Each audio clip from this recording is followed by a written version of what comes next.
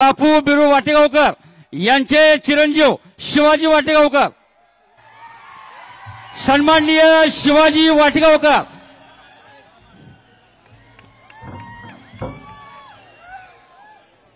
नमस्कार। आज आपण इथं महाराष्ट्र संस्कृती जपण्याचा मेळावा आपण बनवला। या मेळाव्यासाठी उपस्थित राहिलेले माननीय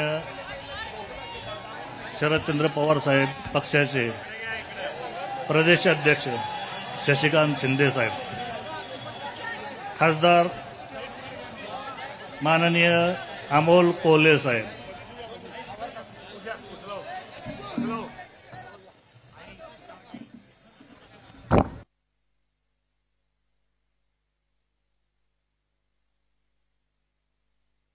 सर्वांना एक विनंती आहे की डायस कुठे जरी मांडला तरी एका साईडच्या लोकांची मीडियामुळे अडचण होणार आहे आणि मीडिया नसला तर महाराष्ट्राला आणि देशाला हे दिसणार नाही।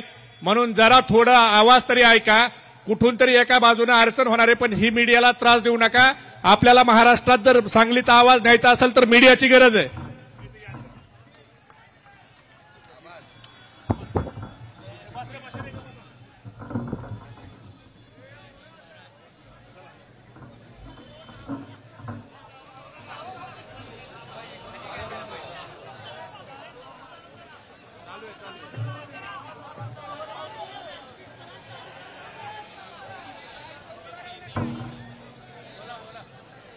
खासदार निलेश लंके साहेब, माननीय खासदार धैर्यशील मोहिते पाटील साहेब, माननीय आमदार जितेंद्र आव्हाड साहेब, माननीय राजेश टोपे साहेब, माननीय विश्वजित कदम साहेब, माननीय बाळासाहेब पाटील, माननीय अनुराधा लाड, माननीय उत्तमरावजी जानकर साहेब, माननीय आमदार रोहित पवार साहेब, माननीय रोहित पाटील, मानसिंगराव नाईक साहेब आणि व्यासपीठावरील सर्वच मान्यवर आणि पुढे बसलेले माझे बंधू आणि भगिनी, आज आपण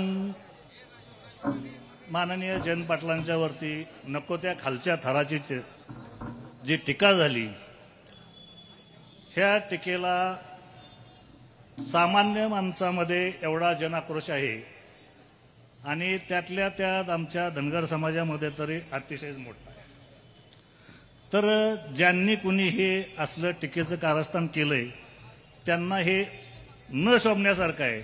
अतिशय खालच्या पातळीला जाऊन नीच प्रवृत्तीचे काम करणारी माणसं, जाती जातीमध्ये मतभेद घडवणं आणि कुठल्या तरी कृत्याचं कार्यक्रम लावणं, ह्या अशा लोकांना जनतेनं ताबडतोब धडा शिकवणं गरजेचं आहे। त्यांना कुठल्याही प्रकारची, तुम्हाला जनतेनं कशासाठी निवडून दिलं, जनतेची सेवा करा। तुम्हाला त्या दुष्काळ तालुक्यामधल्या जनतेनं कशासाठी निवडून दिलं ह्याची जर तुम्हाला जाणीव नसेल, तुम्ही तिथं जनतेची सेवा करा ना। बाकीचे कशाला मापं काढीत बसता, कुठं नको ते, कुठं पण तोंड खुपसायची कशाला तुम्हाला सवय लागली आहे? नको त्या लोकांच्या वरती, लोकनेते राजाराम बापूंच्या वरती तुम्हाला बोलताना जरा लाज आणि शरम वाटायला पाहिजे होती।